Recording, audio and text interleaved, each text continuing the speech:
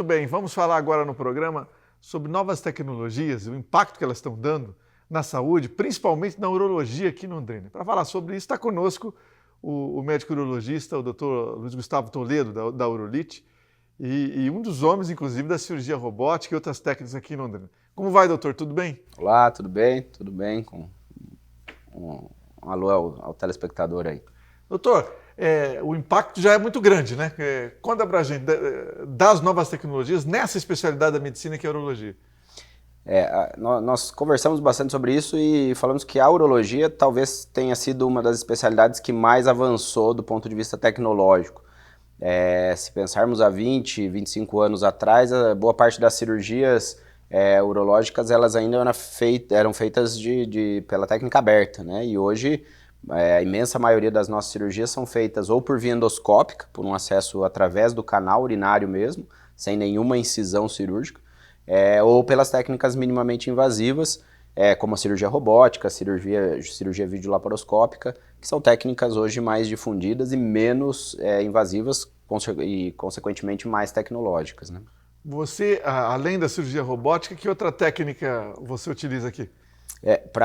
Principalmente para câncer de próstata, hoje a técnica mais utilizada é a cirurgia robótica, né, com melhores resultados do ponto de vista funcional, né, quando falamos em incontinência, AIDS e alteração de ereção, mas também a enucleação de próstata laser, que daí é para tratamento das doenças de próstata benignas, que antigamente também era uma cirurgia só feita por via aberta e hoje nós fazemos toda a remoção dessa parte que cresceu da próstata inchada, como é conhecida, por via endoscópica, tudo por dentro do canal mesmo, né? Ou seja, com uma série de benefícios. Aliás, vamos perguntar quais são os benefícios para o paciente, né?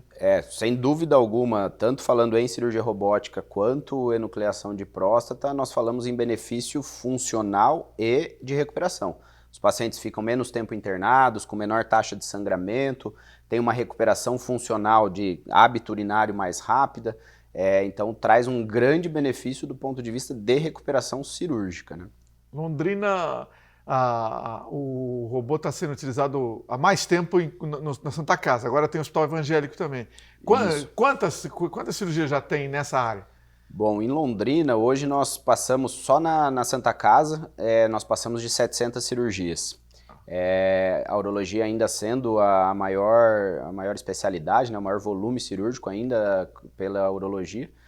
Então hoje nós temos 2 plataformas na cidade, começamos lá atrás no Hospital do Coração, o grande serviço que desenvolveu a técnica em Londrina e hoje com o maior volume é a Santa Casa. Então com grande volume realmente.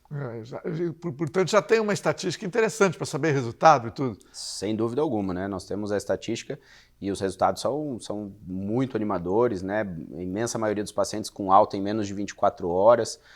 Nós temos mais de 90% das altas acontecendo nas primeiras 24 horas de pós-operatório.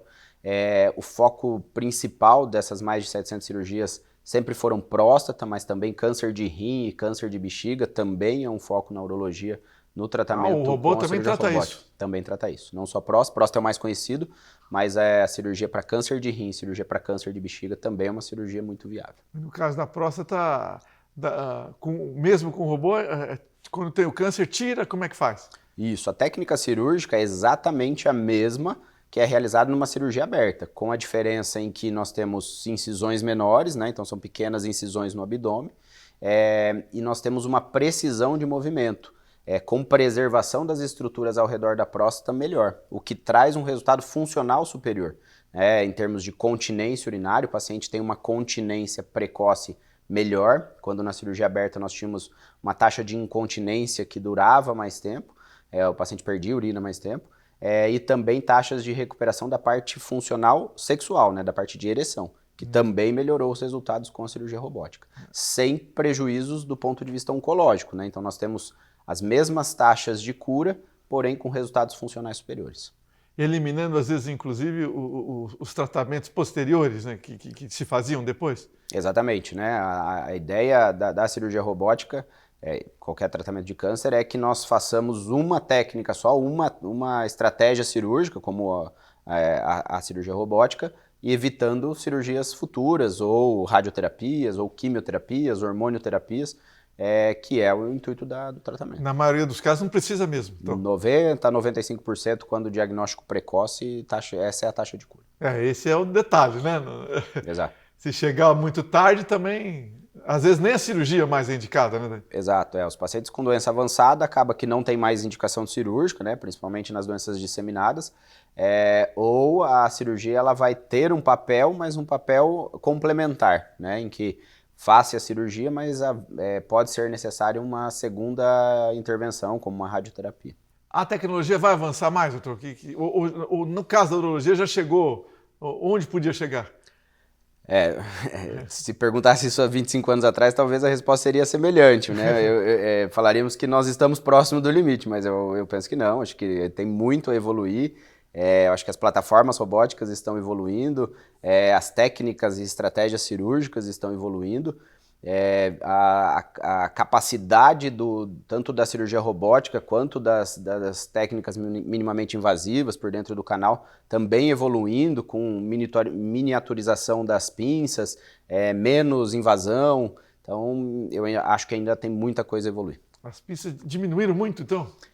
Principalmente na cirurgia endoscópica, né, como o ROLEP, a técnica de enucleação de próstata, os materiais estão cada vez mais finos, né, mais delicados, porém mais robustos, né? Então, com a tecnologia, os materiais continuam fortes, né, firmes, possibilitando a cirurgia, porém menores, né? Então, uma técnica anteriormente que nós fazíamos com um canal de trabalho de mais ou menos 5, 6 milímetros de diâmetro, hoje é possível fazer com canais de 3, 4 milímetros. Olha. Então, isso diminui o trauma cirúrgico, sem dúvida alguma. Até porque é uma cirurgia por dentro do canal.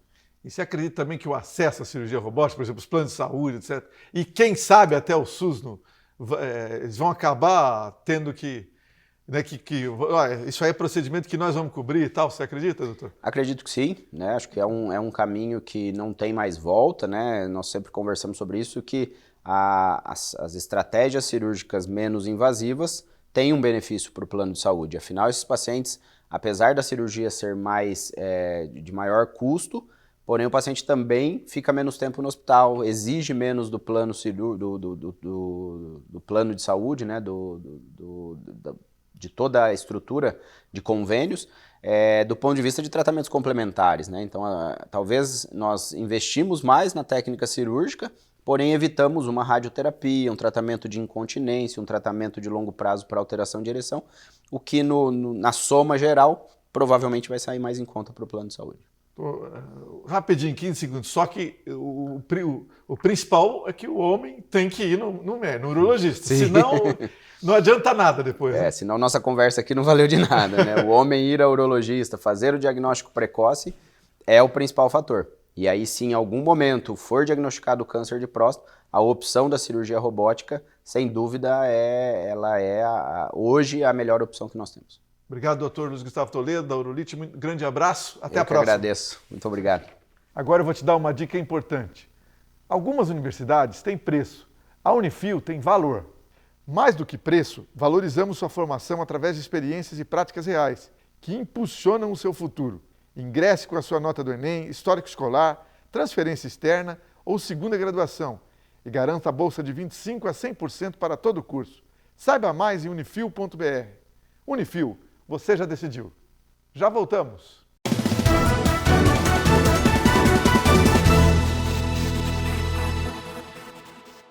Don't get in touch if your English is perfect, but if you would like to learn new expressions, improve your speaking skills, or even start from zero, at SD English we have teachers for all ages, all levels, and any objective, be it business, travel, or conversation. You could have your classes online, in one of our schools, or even at home in Londrina. Send us a message and we'll get you started.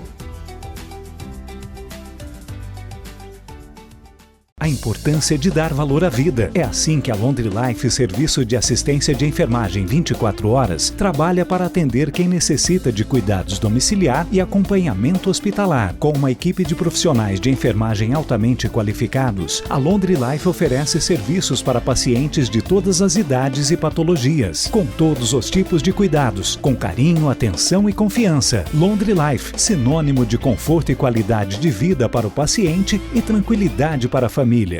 Algumas universidades têm preço, a Unifil tem valor! Mais do que preço, valorizamos sua formação através de experiências e práticas reais que impulsionam seu futuro. Ingresse com sua nota do Enem, histórico escolar, transferência externa ou segunda graduação e garanta bolsa de 25% a 100% para todo o curso. Saiba mais em unifil.br. Unifil, você já decidiu.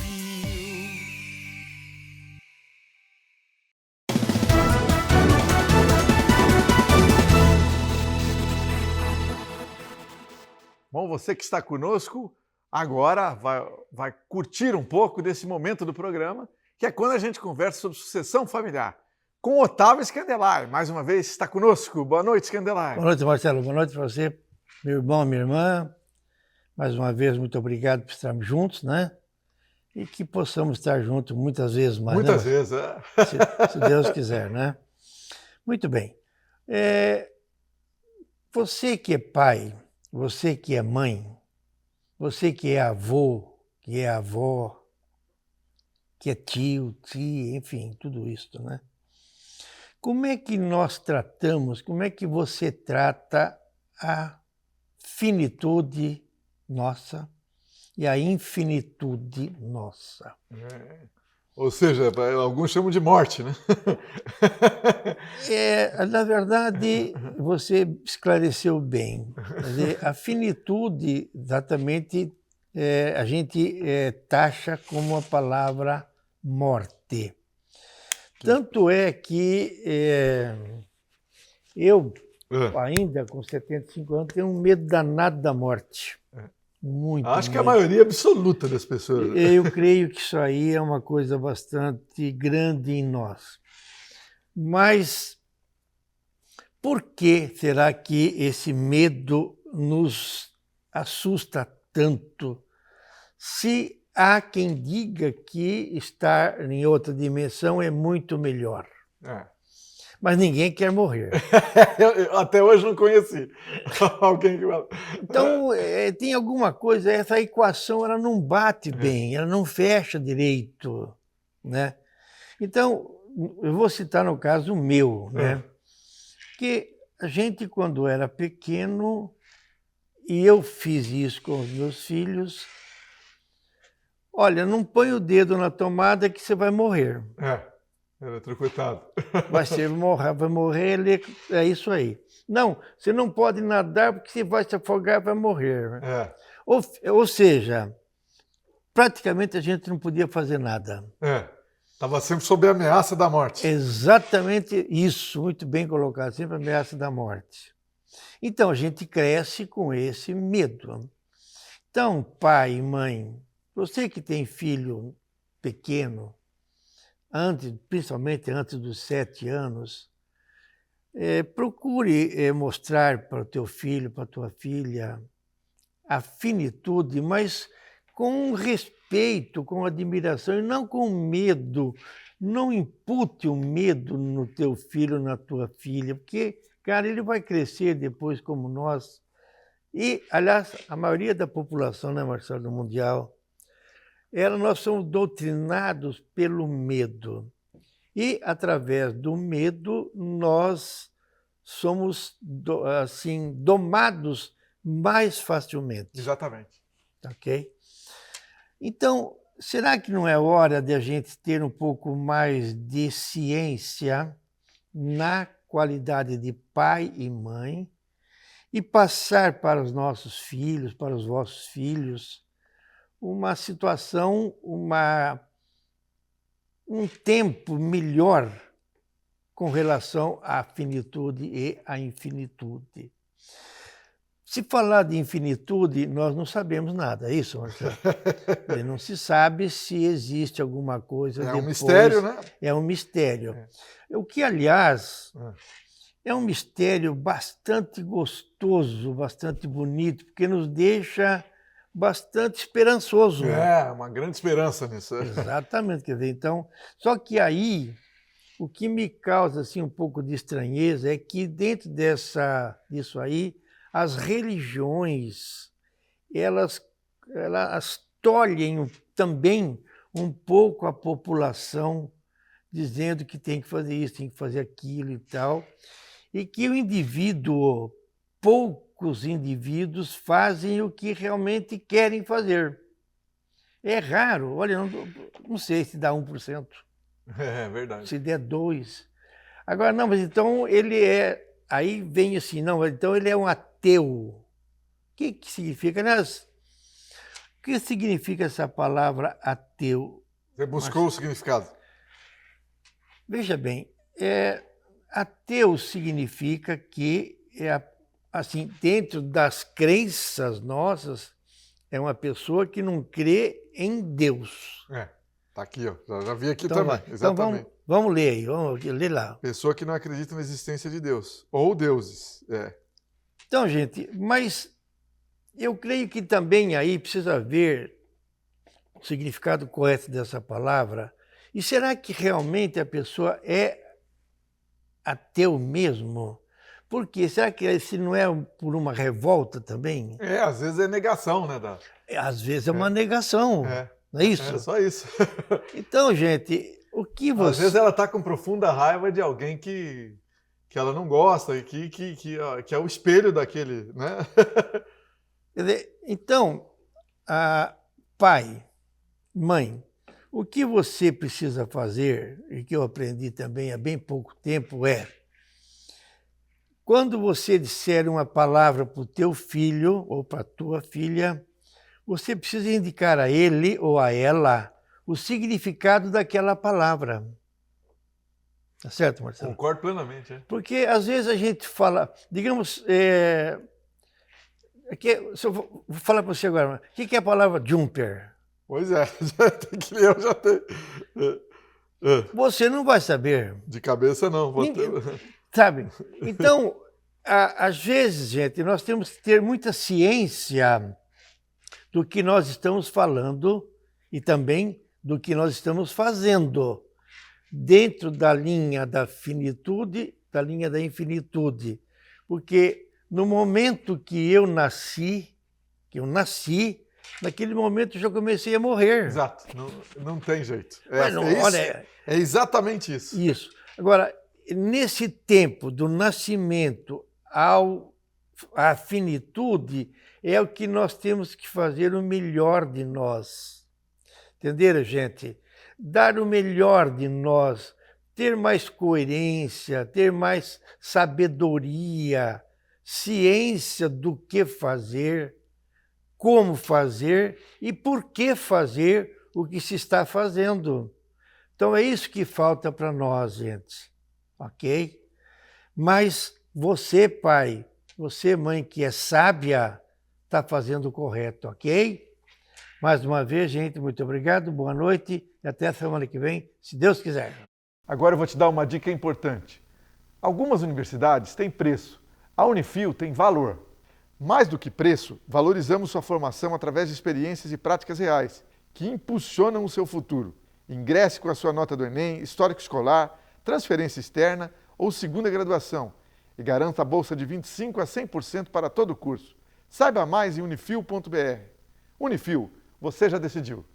Já voltamos.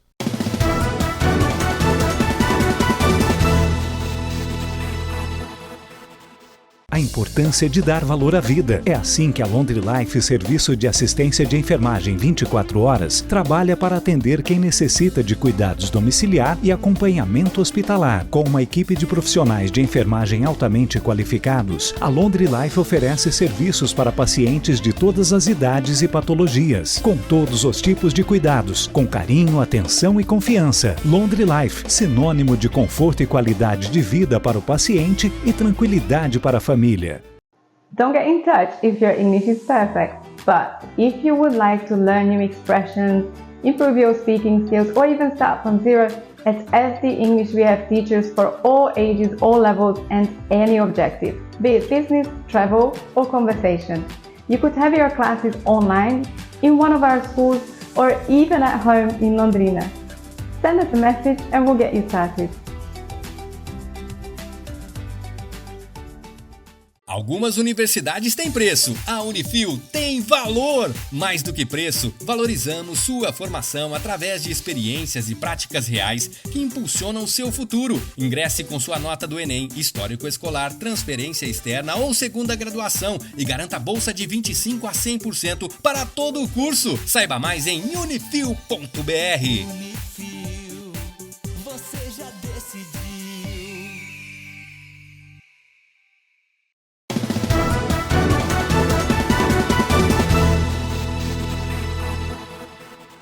Nós vamos conversar um pouco sobre saúde, especificamente sobre um órgão muito importante do corpo, que é o fígado, que está em evidência. Quem vai falar sobre isso é o médico gastroenterologista, também especialista em fígado também, doutor Luiz Eduardo Sheira. Doutor Sheira, como vai, doutor? Tudo bem? Tudo bem, Marcelo. É uma verdade, tem se falado muito em fígado, né? Esse órgão está em evidência. Ele é importante mesmo, doutor? Olha, para você ter uma ideia, o fígado, tudo que você come, bebe ou cheira, acaba indo para o fígado. E o fígado ali transforma essas coisas, esses produtos, para serem aceitos pelas células do corpo ou mandados embora, ou excretados. Para que a gente tenha uma ideia, esse órgão, o fígado, faz mais de 500 funções, reações químicas diferentes todos os dias, e cada uma delas milhares e milhares de vezes. Então você imagina a máquina que não é isso, não é? E por isso hoje já se descobre que grande parte do metabolismo alterado das pessoas, aquelas que não emagrecem ou aquelas que têm problemas diversos, não é? Está muito relacionado com o fígado. Bom, um dos grandes problemas do fígado, que pelo menos que todo mundo lembra, é a cirrose, não é? É verdade. Fala um pouco da cirrose. De fato, é um problema que hoje preocupa mais do que preocupava antes, doutor? Sim, porque hoje se descobriu, Marcelo, que a cirrose não está apenas na bebida. Antigamente se relacionava muito. O indivíduo toma umas e outras, vai ficar com cirrose. A cirrose que é uma verdade, né? É uma verdade, mas não é só com a bebida. Certo. Infelizmente. A cirrose é um endurecimento do fígado. Ele, conforme ele vai sendo agredido, ele vai formando umas traves fibrosas, vai se fibrosando. Ou seja, é como o fígado que nós conhecemos, o fígado de boi, não é? Que é molenga, sim, é um órgão mole, o nosso também é. Mas na medida que ele é agredido, ele vai ficando meio endurecido, vai virando, deixando de ser um fígado, vai virando um cupim, vamos dizer assim, de tão fibroso. E chega uma hora que ele forma nódulos, e esses nódulos endurecem tanto o fígado que acaba com as funções dele. Essa é a cirrose, um endurecimento progressivo do fígado, culminando num processo onde as suas funções praticamente deixam de existir e com grandes repercussões para o corpo como um todo. Mas nesse processo aí, não tem sintoma ou não tem no processo? Ou só vai aparecer quando está grave já? Marcelo, sempre tem. O problema é que a gente deixa meio de lado, fala amanhã eu vejo, né? Se for homem, então não vai no consultório ver de jeito nenhum. As mulheres já se cuidam mais. Mas os sintomas que a gente percebe quando o fígado está em processo de, vamos dizer, injúria, né? Está sofrendo, é cansaço muito grande, dores de cabeça, porque o órgão que mais dá dor de cabeça não é o cérebro, é o fígado. Essa eu não sabia. Pois é, o cansaço também, aquela leseira, aquele cansaço, falta de motivação, também é. E existem, claro, vários outros sinais, né? Às vezes o amarelo do olho, o branco do olho fica meio amarelado, a urina fica mais escura, é a chamada icterícia, não é? Que pode ser dado numa cirrose, pode ser dado em outras doenças que também causam cirrose. Para se conhecer se está com problema ou não, você vai no médico e faz o quê, Sheira? Normalmente, hoje em dia, felizmente, existem vários métodos, né, de imagem, onde o ultrassom é o mais básico de todos. Há um segundo exame que é quase como um ultrassom chamado elastografia, que ele mede esse endurecimento do fígado, essa fibrose do fígado e classifica se está com fibrose 0 ou fibrose 1, 2, 3, 4. Quando está em 4, já é a cirrose. E existe, Marcelo, vários exames de sangue, as enzimas do fígado, o próprio hemograma, que é conhecido de todos, o coagulograma, a albumina, são exames que, direta e indiretamente, o hepatologista cruza as informações e pode atestar se o fígado está cirrótico ou se ele é um pré-cirrótico, não é? Muitas vezes cirrótico, às vezes o caminho que ele tem que seguir é só o transplante hepático, porque da cirrose não se regride. Há um entendimento no imaginário popular de que o fígado se regenera. Eu ia te perguntar isso. Muita gente pensa que o fígado é o único órgão que pode... Sim, e é um fato, e ele se regenera. Mas tudo tem um limite. Certo. O fígado também tem a sua capacidade de regeneração, que não é infinita, não é? Ele se regenera até um certo ponto. Passando daquele limite, cruzando aquela linha, o fígado não se regenera mais. Aí, ou o indivíduo vai realmente para falência hepática total e morte, ou ele vai para um transplante hepático, não é? Que não é muito fácil, porque a fila é grande. Hoje se transplanta no Brasil inteiro e nós temos muitos cirróticos, né? Muita gente. E há que se lembrar, Marcelo, que, como eu estava dizendo, a cachaça, a pinga, o álcool, né? O vinho, a cerveja, não são os únicos vilões. Certo. Existem as chamadas doenças autoimunes, que, como a hepatite autoimune, ou a própria hepatite com vírus, né? Hepatite B, hepatite C, hepatite D, hepatite E. Hoje a gente conhece vários tipos de hepatite que podem conduzir à cirrose. E existem também outras doenças, o acúmulo de ferro no fígado, que é a chamada hemocromatose, a chamada colangite biliar primária ou colangite esclerosante primária, enfim. Tem muita gente que vem ao meu consultório e fala assim, doutor Cheda, a minha mãe teve cirrose e morreu, a minha avó também. É genético, e então, elas nunca beberam. E aí você vai olhar, é uma doença genética, que a pessoa que está lá também já está começando a ter. E como tudo, quando está no começo, é possível parar aquilo e tomar um outro caminho e a pessoa melhorar. O caminho é o quê? É medicamento? E o que mais? Depende do que seja, são medicamentos. Hoje, cada vez mais estudados, né? Até porque hoje, Marcelo, a gente tem os chamados biológicos, que são drogas que mexem até no DNA da pessoa, não é? Muitas outras drogas que hoje estão em pesquisa ou já aprovadas, que sabidamente estabelecem um corte nítido entre o que a pessoa tinha e o que ela vai ter daqui para frente. E, claro, mudança de comportamento. Certo. Quando que você imaginava, por exemplo, que um indivíduo que comesse muita farinha de trigo, muito açúcar, tomasse muito suco de frutas, olha, o açúcar, a farinha branca de trigo e o suco de frutas, que ele pudesse desenvolver uma gordura no fígado. E a gordura no fígado é hoje um dos maiores fatores da cirrose. Nos Estados Unidos, por exemplo, que é um país onde se toma muito uísque, se toma muito álcool, o pessoal consome muito, já não é mais o álcool que está encabeçando os transplantes hepáticos. É a gordura no fígado, a esteatose hepática. Já mudou. Que vem do metabolismo, dessa comida errada que nós fazemos. Doutor Cheda, muito obrigado. Volte mais vezes para conversar mais sobre isso. Grande Obrigado. Abraço. Agora eu vou te dar uma dica importante. Algumas universidades têm preço. A Unifil tem valor. Mais do que preço, valorizamos sua formação através de experiências e práticas reais, que impulsionam o seu futuro. Ingresse com a sua nota do Enem, histórico escolar, transferência externa ou segunda graduação e garanta a bolsa de 25% a 100% para todo o curso. Saiba mais em unifil.br. Unifil, você já decidiu. Boa noite para todos!